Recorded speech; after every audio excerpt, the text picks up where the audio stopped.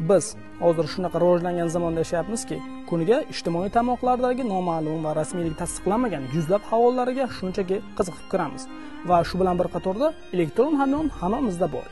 Ushbu hamyonimiz orqali kuniga yuzlab operatsiyalarni amalga oshiramiz va unda pullarimizni saqlaymiz. Ushbu pullar xavfsizligi esa avvalambor o'zimizga bog'liq. Ushbu jarayonda balki soddaligimiz yoki bo'lmasam kiberxavfsizlik bilimlarimiz yetishmasligi tufayli ba'zida xakerlar hujumiga uchrab qolish ehtimoli ham yo'q emas. Xaker bu atamani ko'pchiligimiz xorijiy filmlarda qora kiyimda tuni bilan qanaqadir tushunarsiz dasturlarda bank hisob raqamlaridan katta miqdordagi pullarni yechib oladigan insonlarni tushunamiz. Aslida xakerlar siz va menga o'xshagan oddiy insonlar. Faqat ular ba'zi sodda yoki kiberxavfsizlik bilimlari yetarli bo'lmagan insonlarning ishonchiga kirib, ularni pul mablag'larini osongina o'zlashtirib oladilar. Xo'sh, ulardan qanday qutulish mumkin?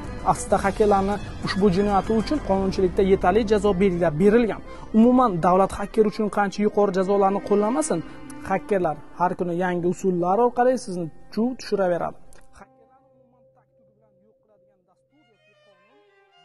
Shunday ekan, faqat siz oddiygina ko'rsatmalarga e'tiborli bo'lsangiz kifoya.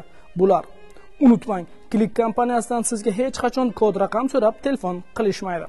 Nofaol va ishlamaydigan plastik kartalaringizni pul aylantirish uchun hech kimga bermang. Chet el raqamlari orqali sizga yozilganda va katta miqdorda pul mablag'larini sizga ko'chirib berish va bu uchun bojxona to'loviga deb sizdan pul talab qilishsa, unga ishonib qolmang. Agar qachondir sizdan plastik karta raqami so'ralsa, hech qachon uni rasmga olib yubormang. Qimorga asoslangan o'yinlardan pul olish uchun o'zingizning shaxsiy ma'lumotlaringizni kiritmang. Unutmang, oson pul faqat qopqonda bo'ladi. Aldanib qolmang.